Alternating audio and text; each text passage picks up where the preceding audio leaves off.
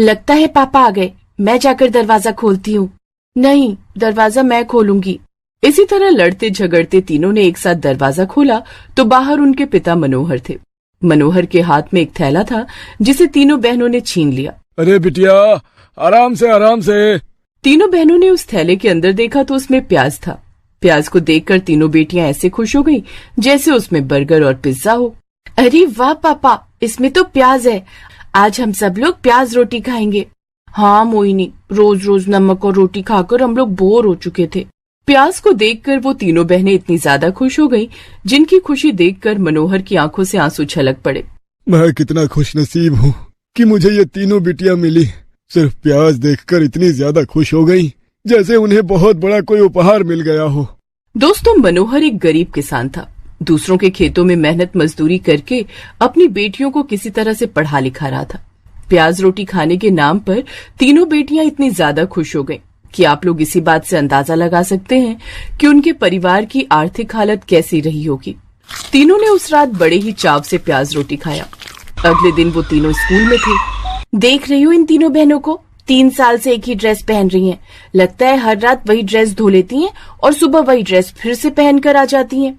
अरे कम से कम उजाला नील डालकर ही धो लेती कपड़े। तो ये उन तीनों बहनों के साथ रोज का काम था। स्कूल के सारे लड़के लड़कियां उनकी गरीबी का मजाक उड़ाते थे। खैर, क्लास में पंकज सर इन सभी बच्चों को पढ़ा रहे थे। बच्चों, तुम लोगों के लिए एक बहुत बड़ी खुशखबरी है और हमारे स्कूल के लिए एक बहुत बड़ा मौका। सभी बच्चे खुश हो गए। सर, हमारे स्कूल में कोई खेल प्रतियोगिता होने वाली है क्या? कुछ ऐसा ही समझ लो। आधे घंटे बाद प्रिंसिपल सर ने बाहर गार्डन में सबको बुलाया है। वो तीनों बहनें भी बहुत खुश हो गईं। सभी बच्चे स्कूल के गार्डन में इकट्ठा हो गए। सभी लोग प्रिंसिपल के आने का इंतजार करने लगे। दीदी, इस बार स्कूल में जो कंपटीशन होगा हम तीनों ही जीतेंगे, जिससे हम अपने स्कूल का और अपने पापा का नाम रोशन करेंगे।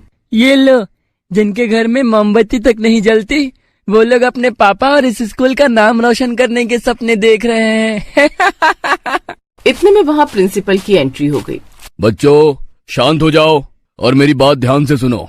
इस 15 अगस्त हमारे स्कूल में एक फैंसी ड्रेस कंपटीशन होने वाला है और यहाँ पर और भी स्कूल के बच्चे पार्टिसिपेट करेंगे और उस दिन हमारी तरफ से ही सभी बच्चों को बहुत अच्छा और लजीज खाना भी दिया जाएगा।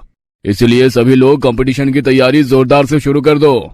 दीदी, लगता है ये कंपटीशन हमारे लिए नहीं है। नेगेटिव बातें मत कर, हम भी इसी स्कूल में पढ़ते हैं और ये मौका हम सभी बच्चों के लिए है।